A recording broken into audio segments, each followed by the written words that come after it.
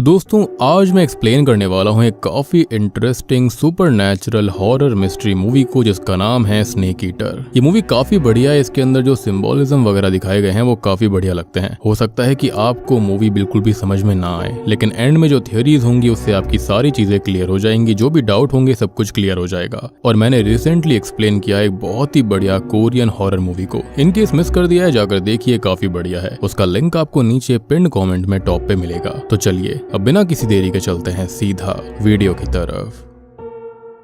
तो कहानी की शुरुआत में हम एक प्राइवेट इन्वेस्टिगेटर रिक माइनर को देखते हैं। रिक असल में सबवे में था जहां पर वो अपनी बेटी के बारे में एक सपना देखता है। खैर अब आंखें खुलने के बाद वो फ्रैंक नाम के एक व्यक्ति से मिलता है। फ्रैंक एक इंश्योरेंस कंपनी का मालिक था। फ्रैंक रिक को टोनी फेयरचाइल्ड नाम के एक व्यक्ति के बारे में बोलता है जिसने फ्रैंक की कंपनी से इंश्योरेंस करवाया था, लेकिन 4 फरवरी को वो एक गैस एक्सप्लोजन की वजह से खत्म हो गया। रिक पूछता है कि क्या उन लोगों को उसकी बॉडी मिली थी, जिस पर फ्रैंक बताता है कि उन्हें सिर्फ उनके बॉडी के टुकड़े मिले। अब बात ये थी कि फ्रैंक की कंपनी ने टोनी का लाइफ इंश्योरेंस उसके मरने के 3 हफ्ते पहले ही किया था। अब यहाँ फ्रैंक को ऐसा लग रहा था कि जैसे टोनी ने अपनी खुद की मृत्यु को ही फेक दिखाया हो ताकि वो इंश्योरेंस का पैसा क्लेम कर सके, क्योंकि इसके 7 दिन पहले किसी आदमी ने 9mm की हैंड गन खरीदी थी और साथ ही साथ उसने 200 एमओ यानी कि बुलेट्स को भी खरीदा। फ्रैंक रिक को वो शॉप का सीसीटीवी फुटेज भी दिखाता है। फ्रैंक के अकॉर्डिंग वो आदमी टोनी ही है और उसने अपनी खुद की मृत्यु को फेक किया। तो यहाँ पर रिक को बस इतना इन्वेस्टिगेशन करना है कि जो मॉर्ग रूम में लाश है वो टोनी की है भी या फिर नहीं।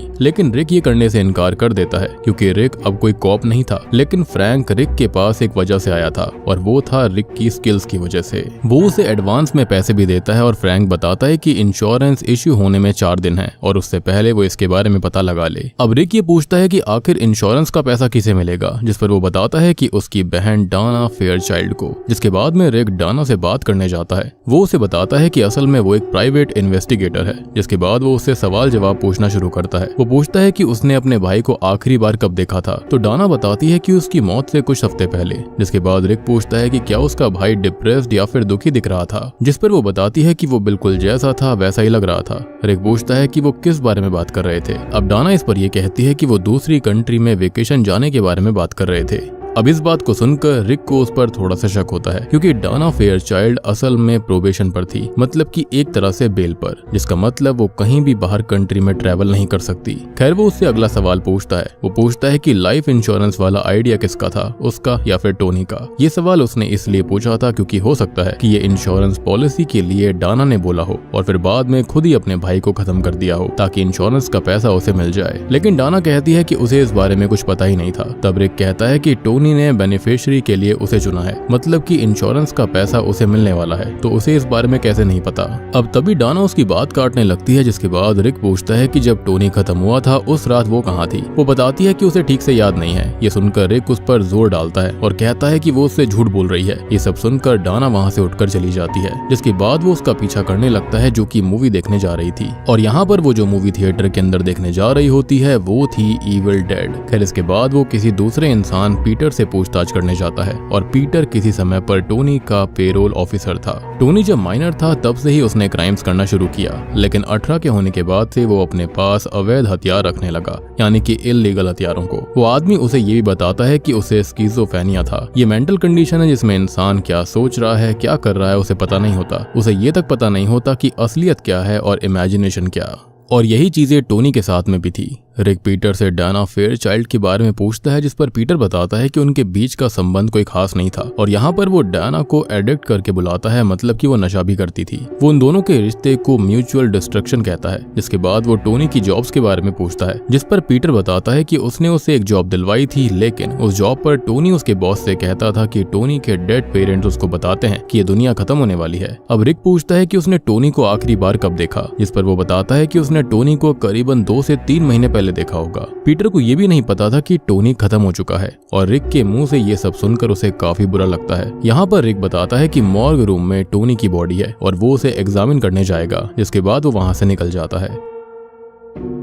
खैर अब इसी बीच हम एक खबर को सुन पाते हैं जिसके अंदर बताया जा रहा था कि एक स्कूल की बस ब्रिज से पानी में गिर गई है। खैर अब रिक एक होटल में जाता है जहाँ पर उसका रूम फ्रैंक ने बुक करवाया था। रिसेप्शन पर उसे जिमी नाम का लड़का मिलता है जिसे वो बताता है कि उसके नाम का एक रूम बुक्ड है। खैर यहाँ पर जिम उसे उसकी रूम की भी दे देता है। खैर अब अपने रूम में जाकर उसे कुछ एविडेंस मिलते हैं जो कि शायद से फ्रैंक ने ही रखवाए होंगे और उसी में उसे एक पेड रिसिप्ट भी मिलती है। खैर इसके बाद वो सो जाता है जहाँ पर उसे अपनी बेटी का सपना आता है जो कि बाथ टब में खेल रही थी और यही सपना उसे बार बार आया करता। खैर अब इसके बाद वो मॉर्ग में जाता है और मॉर्ग में उसे पीटर ने ही भिजवा दिया था और उसने मॉर्ग में भी स्पेशल परमिशन की बात करी थी ताकि रिक वहाँ पर जाकर टोनी की लाश को देख सके। मतलब पीटर का अच्छा खासा व्यवहार था। खैर अब यहाँ पर वो टोनी के शव को देखता है और उसको एग्जामिन करने लगता है, जिसके बाद वो वहाँ से जाने लगता है। लेकिन उससे पहले वो फाइल को चेक करता है जहाँ से उसको ये पता चलता है कि डाना वहाँ पर रोजाना आती है, मतलब कि अपने भाई को देखने।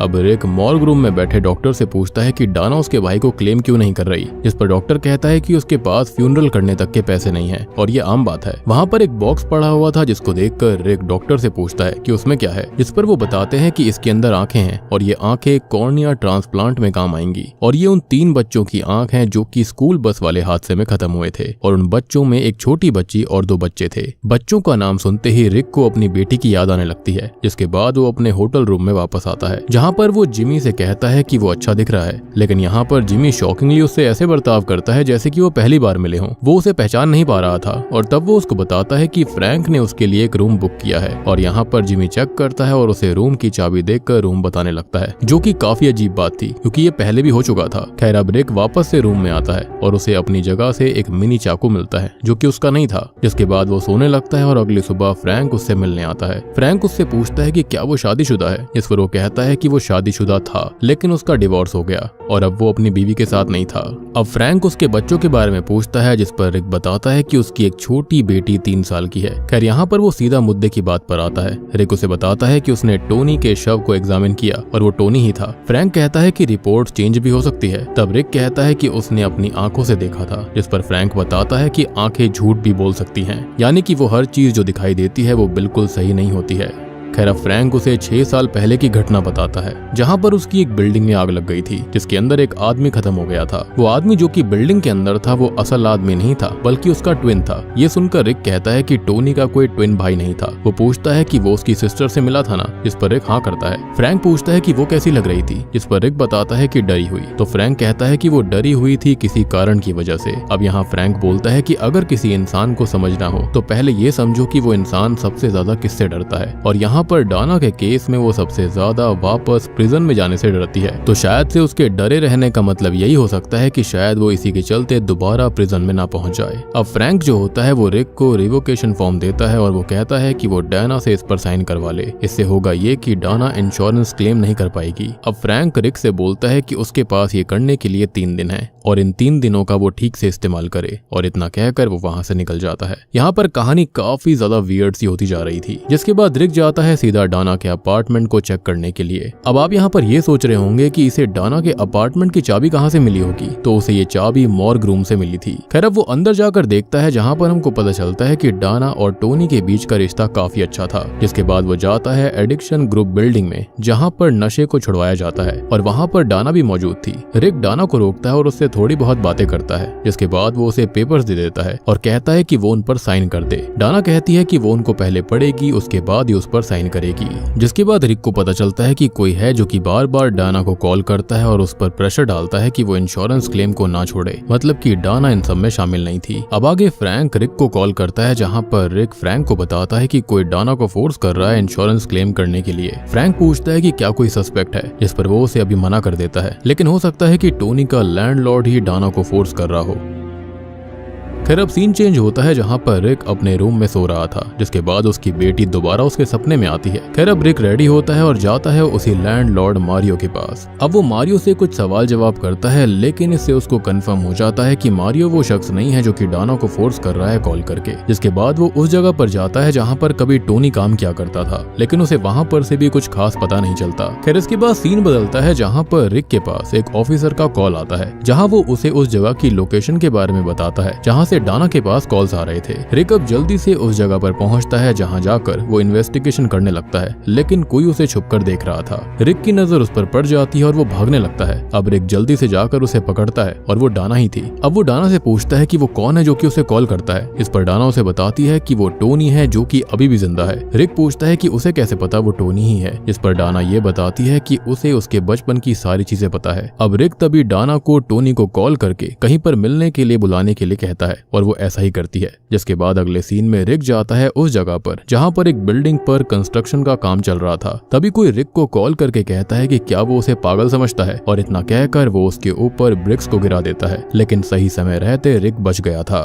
अब अगले दिन रिक फ्रैंक से मिलता है जहां पर वो उसको सारी बातें बताता है। वो ये भी बोलता है कि किसी ने उसे खत्म करने की कोशिश करी थी। फ्रैंक पूछता है कि किसने, जिस पर वो टोनी का नाम लेता है। ये सुनकर फ्रैंक को अच्छा लगता है कि टोनी जिंदा है, लेकिन अब ये काम रिक और नहीं करना चाहता था क्योंकि अब उसकी जान पर बनाई थी। यहाँ पर रिक उसे साफ इनकार कर देता है कि अब वो ये काम और नहीं करेगा। इसी बीच पीटर फ्रैंक से मिलने आता है और रिक पीटर को देखता है और उससे बात करने की कोशिश करता है, लेकिन पीटर रिक को जानता तक नहीं था। वो ऐसे रिएक्ट करता है जैसे कि वो पहली दफा मिल रहे हों, जिसके बाद में वो वहां से निकल जाता है। ये सब रिक को काफी अजीब लग रहा था, यानी कि वो जिससे भी मिला करता सबको यही लग रहा था कि वो उससे पहली बार मिल रहे हैं। उसे कुछ भी समझ में नहीं आ रहा होता कि आखिर यहाँ पर माजरा था क्या। खैर अब रिक फ्रैंक से कहता है कि वो रिजाइन कर रहा है, लेकिन उससे पहले वो फ्रैंक को बताता है कि इसमें डाना का कोई दोष नहीं है, जो किया है टोनी ने किया है, और इसी के चलते उसको किसी भी चीज में मत घसीटना। खैर यहाँ पर फ्रैंक चाहता था कि रिक ये काम नहीं छोड़े, इसलिए वो उसे मैनिपुलेट करने लगता है क्योंकि रिक थोड़ा कर्जे में था। साथ ही साथ कोर्ट ने उसे उसकी बेटी से मिलने के लिए भी मना कर दिया था।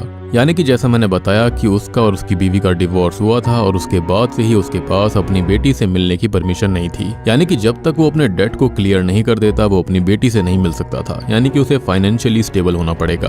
खैर अब रिक उससे ये कहता है कि वो उसके परिवार को बीच में न लाए, जिसके बाद में फ्रैंक उसे मैनिपुलेट करके फिर से काम करने पर मजबूर कर देता है। जिसके बाद रिक जाता है डाना से मिलने के लिए और वो उसे चाय पिलाती है। वो कहती है कि उसका भाई बुरा इंसान नहीं था, उसकी जिंदगी बुरी थी। खैर यहाँ पर डाना पूछती है कि उसकी बेटी के साथ क्या हुआ, वो उसके साथ क्यों नहीं है, जिस पर वो बताता है कि एक बार उसे मिशन मिला था जहां पर उसे सबवे के अंदर जाना था और उन दिनों चोरियां बहुत हुआ करती। तब वो वहां पर इन्वेस्टिगेशन करने लगा और रोज सबवे में जाया करता और एक दिन उसने एक आदमी को बैठा हुआ देखा जो कि खत्म हो चुका था और उसे शूट करा गया था। उसने देखा कि वो व्यक्ति वहीं पर पड़ा था, लेकिन किसी ने उस आदमी की मदद नहीं की और फिर वो खत्म हो गया। लेकिन उसके बाद से ही वो आदमी उसे रोज दिखने लगा था अपने बुरे सपनों में, लेकिन उसे भुलाने के लिए वो ड्रिंक करने लगा और भी ज्यादा ड्रिंक करने लगा, जिससे कि उसे काम से निकाल दिया गया। और तो और उसकी बीवी ने उसे घर आने के लिए मना कर दिया था उसकी इन्हीं हरकतों की वजह से, और यही कारण था कि उसकी बीवी और उसका डिवोर्स हुआ और इसलिए उसकी बेटी अब उसके साथ नहीं है, वो उससे नहीं मिल सकता।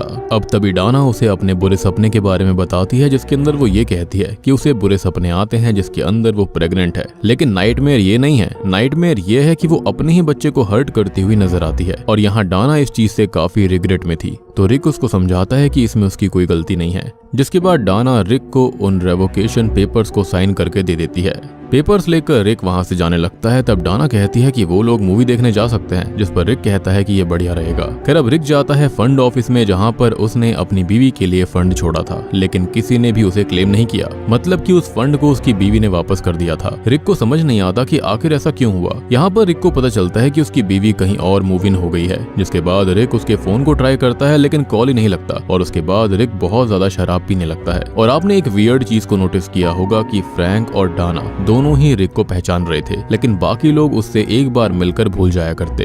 अब रिक अपनी हैंडगन की बुलेट्स लेने शॉप पर जाता है और ये वही शॉप थी जहां पर टोनी भी आया था। रिक की दुकानदार से थोड़ी बहस हो जाती है क्योंकि ये वही शॉप थी और वो टोनी के बारे में उससे पूछता है, लेकिन उसे इस बारे में कुछ नहीं पता था। रिक दुकानदार से टेप चेक करवाने के लिए कहता है, लेकिन दुकानदार बताता है कि ये कैमरा खराब है और फिलहाल वो उसे कुछ भी नहीं दिखा सकता। सीन बदलता है और हम रिक को टैक्सी में देखते हैं, लेकिन आगे एक हादसा हुआ था, इसलिए टैक्सी आगे नहीं जा पाती। रिक टैक्सी से उतरता है और देखने जाता है कि आखिर सीन क्या था, जिस पर उसको पता चलता है कि एक स्कूल बस रिवर में गिर गई है जिसके अंदर 3 बच्चे मारे गए। लेकिन ये तो पहले भी हो चुका था और यही खबर हम पहले भी सुन चुके हैं। ये सब देखकर सुनकर रिक का तो दिमाग ही खराब हो जाता है, क्योंकि जो चीजें पहले घट रही थी वो दोबारा चल रही थी। अब रिक अपने होटल में जाता है जहाँ पर फ्रैंक उसे मिलता है। वो फ्रैंक को बताता है कि जो उसके साथ पहले हो चुका है वो दोबारा हो रहा है और फ्रैंक को उसकी बातें समझ नहीं आती। फ्रैंक उसे यहाँ पर कॉन्ग्रेचुलेशन करने आया था क्योंकि केस सुलझ चुका था, था। वो पूछता है कि क्या उन्हें टोनी मिल गया, जिस पर फ्रैंक कहता है कि उन्हें उसकी बहन मिल गई है। ये सुनकर वो जल्दी से डाना के घर जाने लगता है, जहाँ पर डाना उसे अपने सोफे पर मिलती है जो कि खत्म हो चुकी थी। वो उसके ऊपर से चादर हटाता है, लेकिन असल में ये सब उसका बुरा सपना था। लेकिन उसे समझ में नहीं आ रहा था कि क्या हकीकत है और क्या सपना।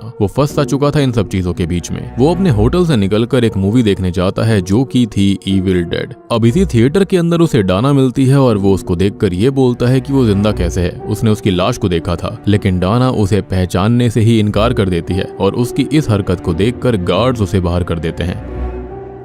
दूसरी तरफ हम एक आदमी को देखते हैं जो कि गन शॉप से गन लेता है। तभी हम रिक को नोटिस करते हैं जो कि डाना के अपार्टमेंट में जाने वाला था और वहीं पर उसे मारियो मिलता है और मारियो भी उसे पहचान नहीं पा रहा था और मारियो यहाँ पर डाना का लैंडलॉर्ड था। खैर अब अपार्टमेंट के अंदर पहुंचकर उसे शावर की आवाज आती है, लेकिन वहाँ कोई नहीं था। तभी कोई उस पर गन पॉइंट कर देता है और वो वही आदमी था जिसने कुछ देर पहले गन ली थी और वो आदमी उसे किचन में लेकर आता है। अब रिक उसे गन रखने के लिए कहता है और वो उससे पूछता है कि आखिर मैटर क्या है, जिस पर वो आदमी कहता है कि तुम सोचते हो कि ये अंत है, लेकिन ये कभी खत्म नहीं होगा। रिक पूछता है कि वो किसकी बात कर रहा है, तो वो आदमी बताता है कि वो जिसने ये सब शुरू किया। यहाँ पर असल में वो फ्रैंक की बात कर रहा था। रिक उससे पूछता है कि वो उसे कैसे जानता है। वो आदमी उसे बोलता है कि उसकी बहन के लिए वो विक है, उसका डीलर, और उसके लिए वो जोसेफ है। लेकिन रिक कहता है कि वो तो एक इंश्योरेंस कंपनी चलाता है। लेकिन वो आदमी उसको बताता है कि उन्होंने पहले भी इस तरह से बात की हुई है। यहाँ पर रिक और भी ज्यादा कंफ्यूज्ड हो गया था कि वो कभी पहले मिले ही नहीं थे। और अब यहाँ पर हमको एहसास हो जाता है कि ये व्यक्ति कोई और नहीं बल्कि टोनी फेयरचाइल्ड है, यानी कि डाना का भाई। टोनी उसे पूछता है कि क्या उसने नोटिस किया कि उसके साथ अजीब चीजें घट रही हैं। क्या उसे ऐसा नहीं लगता कि जो खत्म हो चुका है वो वापस जिंदा हो जाता है। टोनी उसे बताता है कि उसने उसकी भी बॉडी देखी थी ना मॉर्ग में। रिक यहाँ पर बहुत ही ज्यादा कंफ्यूज्ड हो गया था कि आखिर ये हो क्या रहा था। टोनी बताता है कि ये एक सर्कल है,